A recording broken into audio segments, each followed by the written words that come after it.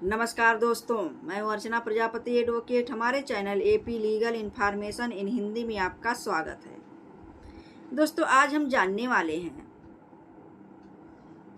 Cross examination in maintenance case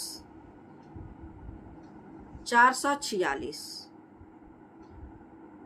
125 CrPC case के बाद हम जानेंगे। सीआरपीसी की जो मेंटेनेंस में क्रॉस एग्जामिनेशन होता है पत्नी के वकील द्वारा, तो पति क्या जवाब दे।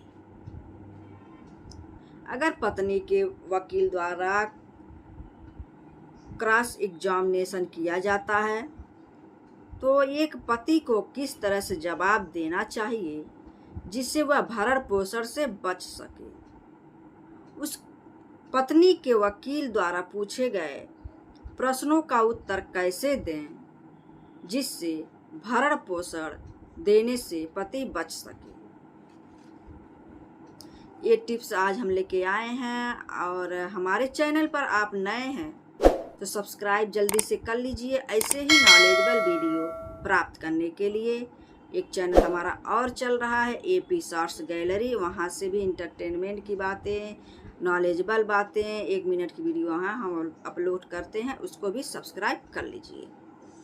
दोस्तों, क्रॉस एग्जामिनेशन 446 सीआरपीसी की धारा प्रावधान करती है।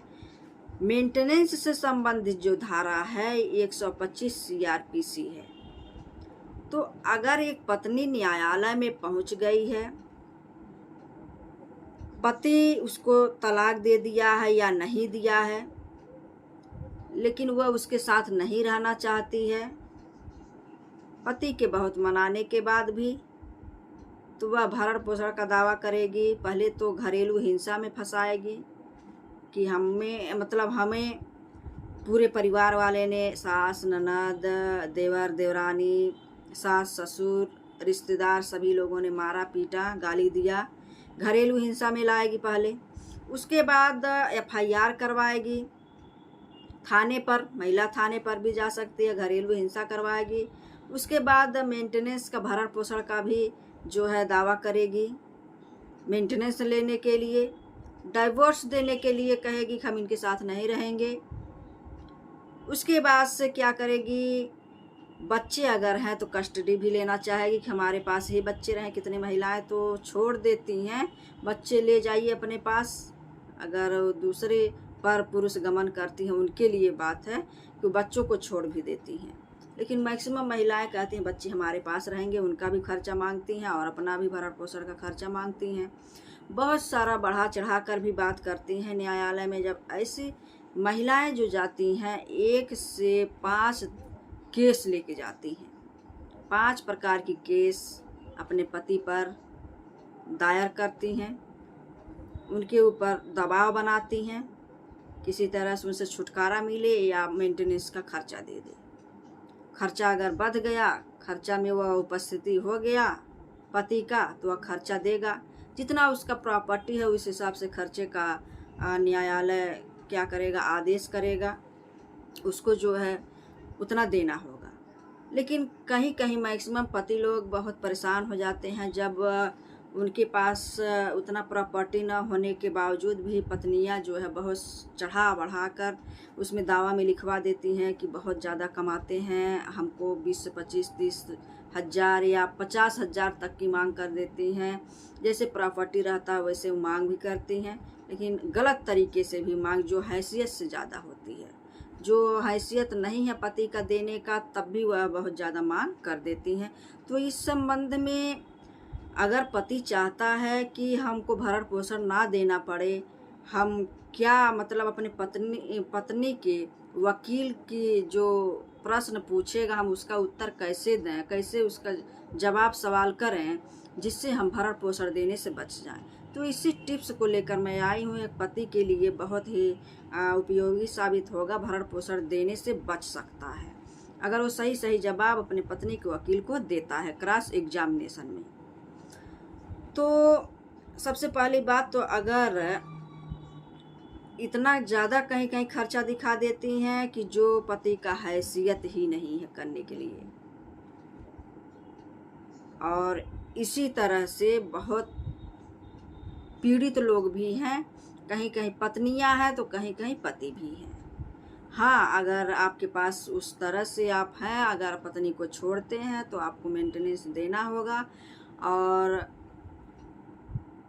पत्नी अगर छोड़ती है तो उसको रीज़न दिखाना होगा, आपको क्यों छोड़ रही है। पत्नी को दिखाना होगा, जो छोड़ रहा है उसको दिखाना होगा। तो आपको अगर पत्नी के वकील को क्या जवाब देना है, पत्नी के वकील को क्या जवाब देना है जिससे आप भरण पोषण के खर्चे से बच सकें। मेन बात यह है, वो जो भी आप बढ़ा चढ़ा के लिखवाई हो, करती हो, आप पर जो भी एलिगेशन लगाई हो कि आप बहुत कमाते हैं, लेकिन आपके पत्नी के वकील अगर कोई क्वेश्चन पूछते हैं, सवाल पूछते हैं, तो आपको क्या जवाब देना होगा जिससे आप बच जाएंगे। आइए जानते हैं। तो सबसे पहले तो जब कोई वकील एक ही प्रश्न घुमा फिरा कर पूछता है, पत्नी के वकील आपसे बार बार 2 से 3 4 बार एक ही प्रश्न घुमा के पूछेगा। क्या पूछेगा? कि सिर्फ आपको परेशान करने के लिए पूछेगा कि क्या आप अपने पत्नी का भरण पोषण करते हैं। यही बात कई प्रकार से आपको घुमाकर पूछेगा, जिससे आप परेशान हो जाएं और अपनी नई बात को वहाँ रख दें, मेन बात को न कहकर नई बात को वहाँ रख दें। इसी में आप मैक्सिमम उलझ जाते हैं। अगर बार बार कोई प्रश्न पूछा जा रहा है वकील के द्वारा, अपने पत्नी के द्वारा क्रॉस एग्जामिनेशन में, तो उसका आप अटल रहें अपने बातों पर। उसका जितना पूछा जाए उतना ही जवाब दें, उससे अधिक हट के जवाब देने की ज़रूरत नहीं है। उसके बाद से इस बात से भी विचलित न हो कि कोर्ट के सामने अगर आपको चांस मिलता है तो ये भी कहें कि पत्नी जिस कारण से आपको छोड़ के गई है वो कोर्ट को बताएं क्या कारण था और किन अवस्था में गई, किन परिस्थिति में गई, क्यों गई, कब गई, किस समय गई, किस दिन गई, ये आपको मालूम होना चाहिए। क्या आपकी पत्नी आपके साथ जब रह रही थी, आप भरण पोषण कर रहे थे, तो वहाँ आपको कंफ्यूज नहीं होना है। आपको कहना है हाँ, भरण पोषण हम कर रहे थे। उसके बाद से क्या होगा कि आप बार बार, मैं यही बात बताऊंगी, दबाव अगर कोई भी वकील आपको देता है, पत्नी का वकील, तो आप उस दबाव में ना आइए। उसको बताइए, हमेशा ये ध्यान रखिए कि वह अपनी मर्जी से गई है। ये बात आपको कहीं ना कहीं घुमा फिरा कर लाना ही है। वह अपनी मर्जी से गई है, हमने उसके पीछे दौड़ा, उसको बहुत मनाने की कोशिश की, फिर भी वह अपने मायके में जाकर बैठ रही है। हमने उसको अपने से दूर नहीं किया, हमने तो उसको रखने के लिए पूरा प्रयास किया, लेकिन वह नहीं मानी। तो मैं क्या कर सकता हूँ इसमें? इसको आप कह सकते हैं। उसके बाद अगर आपको चांस मिलता है, अगर वह पर पुरुष गमन करती है, अडल्टरी करती है, तो वो भी सामने लाए। अगर आपके पास ऑडियो रिकॉर्डिंग, वीडियो जो भी है, साक्ष्य है, वो कोर्ट के सामने बताएं कि ये भी कंडीशन है, इसके वजह से ये हमारे साथ नहीं रहना चाहती है। बहुत बड़ा सबूत हो जाता है अगर आपके पास कोई ऐसा है। उसके बाद से आप कह सकते हैं कि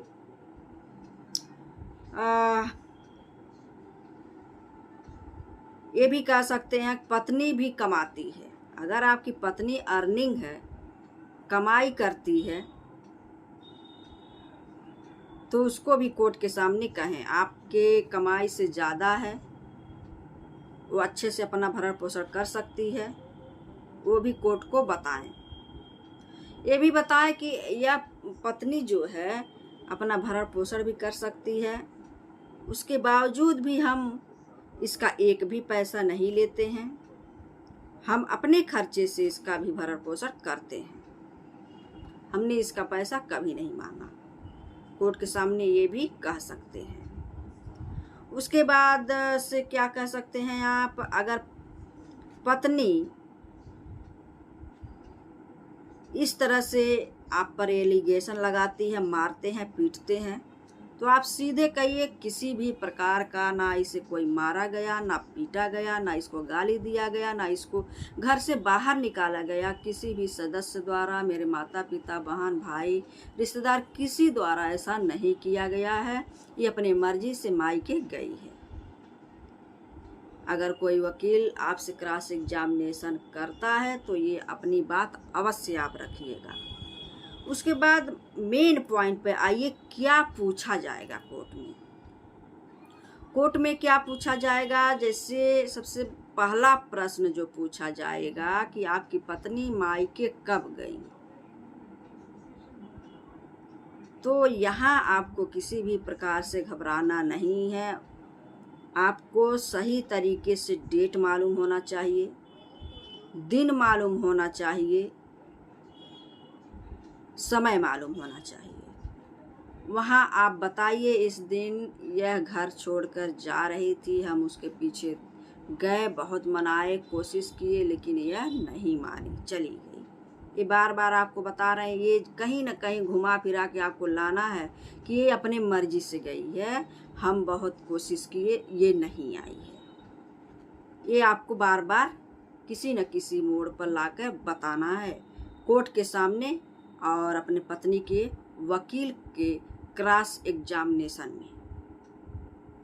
उसके बाद आप से ये भी पूछा जाएगा पत्नी के वकील के द्वारा, अगर पत्नी क्या है कि आपकी पत्नी अपने मायके क्यों गई, आप दिन समय मालूम करके उसको बता दीजिए क्यों गई।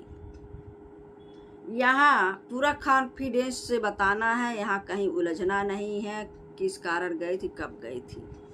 उसके बाद आप से पूछा जाएगा कि क्या इसको कोई मारा पीटा था, आपके माता पिता का नाम आया है, आपके बहन का नाम आया, आपके भाई का नाम आया है, आपका नाम आया है, रिश्तेदारों का मारे पीटे थे, सब भगा दिए थे।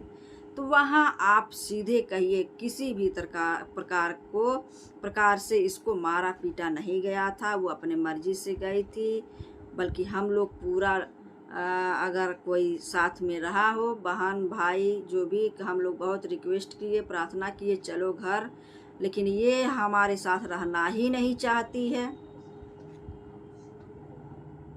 इसको किसी भी प्रकार से कोई नहीं मारा पीटा था। उसके बाद पूछा जाएगा, अगर उसने कोई लीगल नोटिस दिया हो तो भी बताएं। अगर पत्नी ने कोई लीगल नोटिस आप पर थाने में एफआईआर हो या कुछ भी की हो, तो अगर आपके पास आया हो तो भी बताइए कि पत्नी ने ऐसा किया है, या आपने अपने पत्नी को कोई लीगल नोटिस भेजा है तो ये भी बताइए। उसके बाद पूछा जाएगा कि